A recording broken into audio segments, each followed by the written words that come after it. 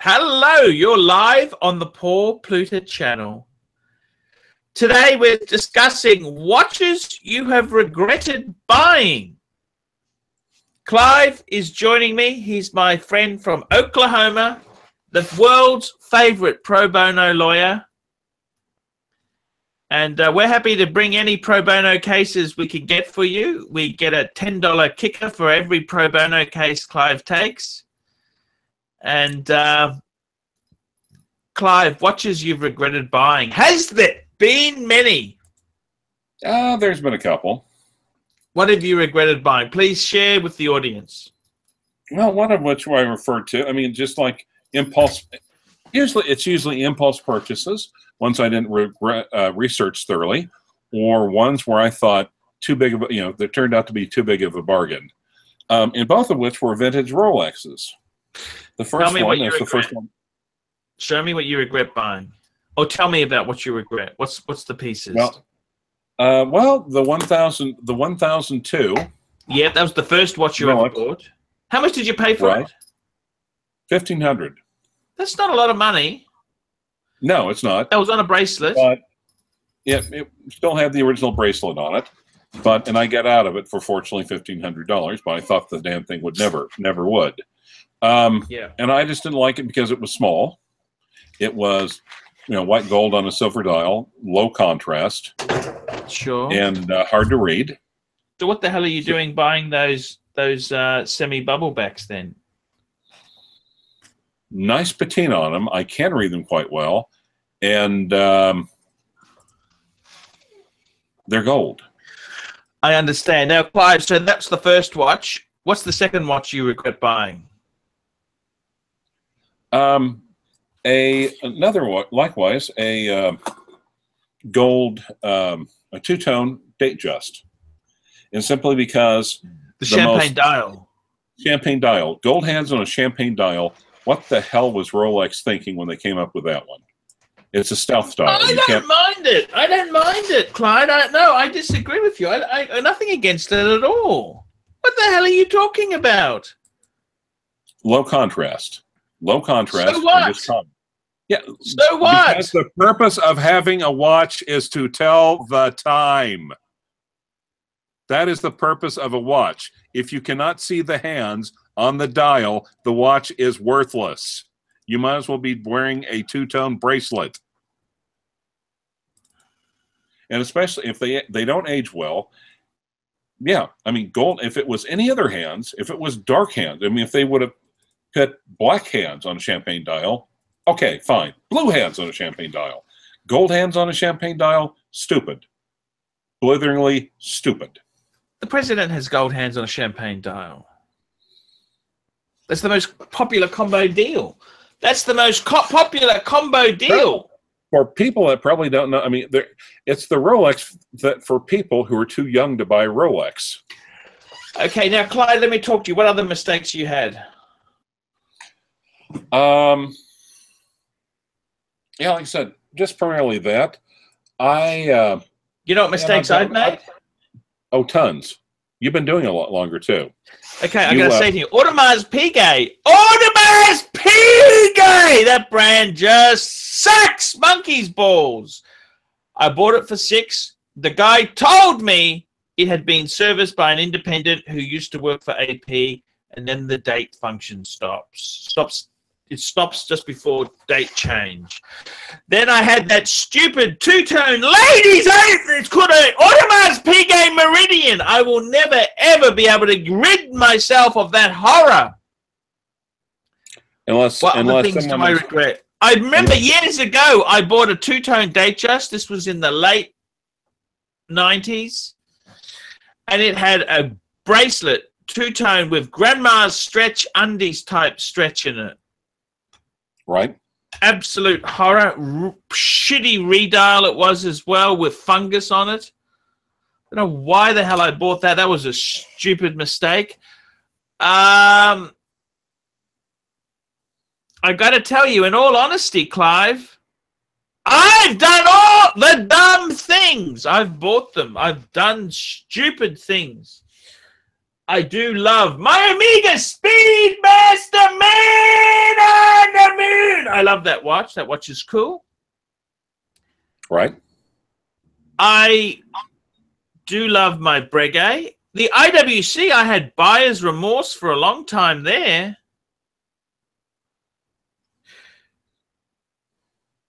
I had buyer's remorse, but I got to tell you, what watches have I regretted buying?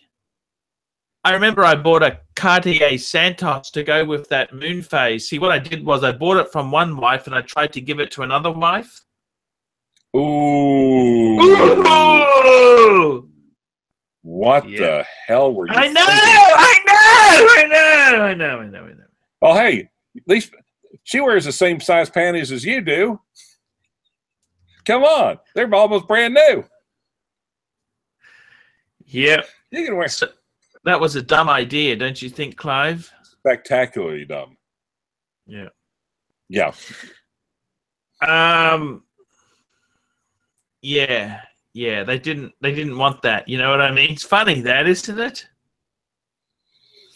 Oh yeah, it's like dogs and territories. They want to mark they want to mark their territories off. I remember I got to tell you a mistake. I'm completely shit-faced now because Clyde, that last review we did, that was really took a lot out of me. I don't think I'd ever admit this if I was sober, but I remember buying a his and her pair of Dunhill watches. Fuck. Were they made out of cigarettes? No, they were gold-plated. It's a gold-plated pair of watches. I have no idea why I bought these. I thought, and they were expensive as well. And I managed to get out of them. Believe it or not, the watch market was so fantastic. I managed to get most of my money back. That was stupid. I was dumb, man. I just because I'm the pontiff now, 20 years ago, I took some real stupid. I bought some stupid things. And you've sold some things stupidly.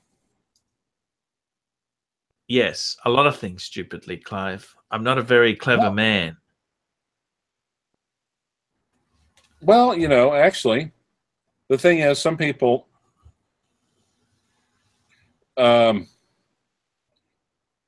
a smart man learns from his own mistakes. A wise man learns from the mistakes of others, and the rest of us have to go and repeatedly piss on the electric fence.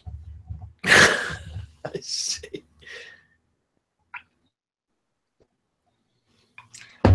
Now, can I tell you a funny story? Because I'm a bit of a train enthusiast, right? I hadn't guessed. There was actually a guy who pissed on the electric wire on a train. Oh, dear Lord. From an overpass bridge, right? Right. And that live wire is so many thousands of volts. It blew him from one side of the station to the other. He was drunk. He was pissing on the wire, and the charge went back. You know what I'm saying? Yeah. But from an overpass, good Lord, he must have, you'd have to have a continuous stream, wouldn't you?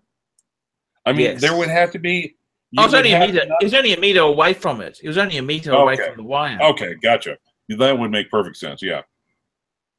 Very, very stupid. Well, it's... so tell me this. What were we talking about? Watches you've regretted buying.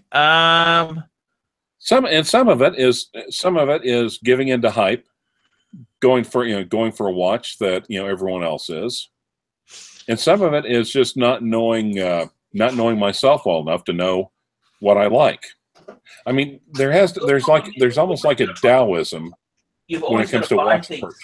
You always want to buy things. You want to be a mover and a shaker. You think you've got to buy things when you should just take some time out. Take some time out, big boy. Yeah, that's true. Impatience. I'm getting my Breguet out. I love my Breguets. You know that?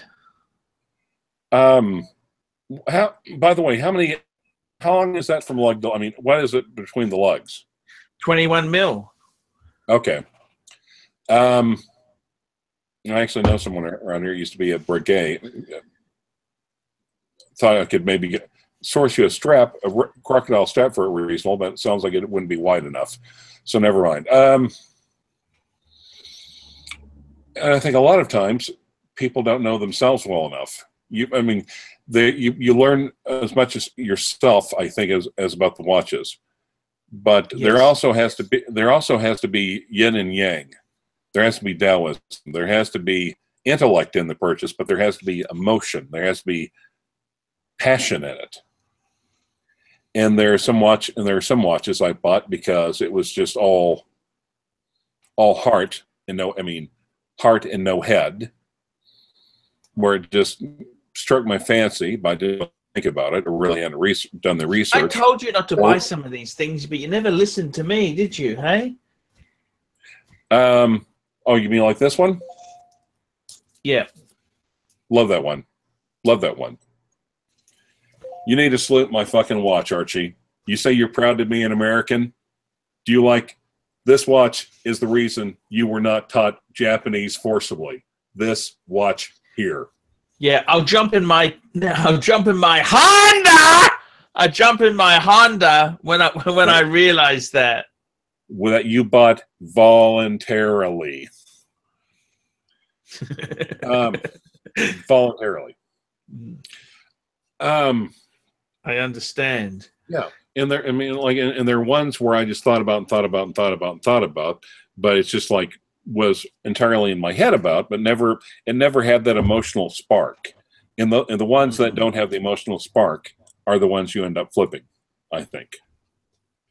Tell me this, would you ever flip that president of yours? Possibly, yeah. I think you should get a newer one.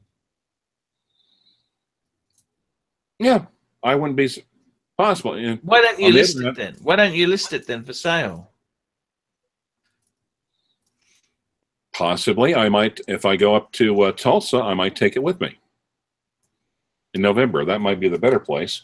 No, there's no point selling it to a tank full of sharks. Sell it on the net yourself. Get retail. Well, possibly. There's another one out there that's cheaper. I'm going to wait for that one to sell first. You know, I'm not going to pit mine out. I'm not going to pit mine out for less money. And it's one of those. Yeah, I'm not going to sell and take a. Yeah, would I like a newer one? Yeah. Am I going to take a bath on this one? No. No. Absolutely not. Will anyone except a true watch idiot savant know that I do not have a quick set on my watch unless they look at it and say, well, the date, the day and the date are wrong. Otherwise, they wouldn't. Well, that and the barked bezel. And actually, and to be honest, I really do like that oyster clasp on it. Oh, okay. I see. You like that clasp. Yeah, because no one, I've only seen one other one like it. Everyone else has the newer hidden clasp. I've seen that clasp before. They used to use that a fair bit. They quit it about, 1969, 1970, thereabouts? That's right. Yeah. But, you don't really see them in that condition. And that's part about not knowing yourself or discovering yourself. Are you a conformist or are you a contrarian? I see. Got you. So, good point. Yeah. And so, that's why I think sticking used Rolex, I think everyone's going to flip watches at first. That's why because people don't know themselves. That's why I think the advice that you give, even though you don't always take it or rarely take it or occasionally take it. Yeah, I don't listen to my own advice. Right. But on the other hand, I think that's especially great for newbies because until you know what you really want, and for that matter, who you really are, you might as well try to get into Rolex, the more popular ones, the more saleable ones, as cheaply as you can. So that way, as you find what you really like, you're not going to lose your ass on the way. Can we say ass, or is that going to cost us Google dollars? No, that's okay. Okay. Just sparingly. Don't say it again, or else you're off the air. Gotcha. No, it's okay. It's okay. Look, Clive, I got to tell you honestly, I I really think watches, it is a learning experience. You can't automatically become a master. That's why you look at a collection that someone knows what they're doing, you think, oh, this is a nice collection. Well, and again, like the guy from Singapore with 4 pieces. So well done. Yeah, because he got the same effect. I mean, it's almost like a tradesman or a true craftsman. He was able to get the same effect with less work, with fewer strokes. Yes, it was a very nice collection. These Singaporeans, I tell you what, they're wealthy critters. You know, we love our Singaporeans, Clive. Well, yeah, they're wealthy critters, but that guy put as much thought into it and passion into it as he put money into it. Yes, that's a good point, Clive. By the way, do you know what rhymes with Sunday? What's that? Alcohol. Sunday. Alcohol. I'm trying to cut down. I got to do my diet again. I really have to start dieting. It's not. Life isn't working for me. Oh my God, I'm so screwed because I'm driving up and they're closing the Russell Stovers over by the house. Big sign, flash today. Everything 90% off. Skirt. What was in there? Everything. Like what? Well, what's Russell? I don't understand. What's there? Candy, confection. Are they closing? Why are they closing down? They're moving the store to the outlet mall over on the other side of town. What did you buy? Show me what you bought. I can't. I'm thinking. Oh God, my fridge. I have no room to put anything in the fridge now. It's just like, yeah. Some people are going to get some serious fucking Some people are going to get some serious freaking candy tomorrow because it's just like, ooh, I didn't really think this part out because it's August in Oklahoma. And it's going to have to stay in the fridge or it's going to melt like snow cones outside. Clive, it's been great doing the show with you. We better cut it off. Thank you so much. See you next week. Well, let's see. Do you want me to show you something? Sure. Okay. On air or off air? Off air. Okay. Or yeah. Okay.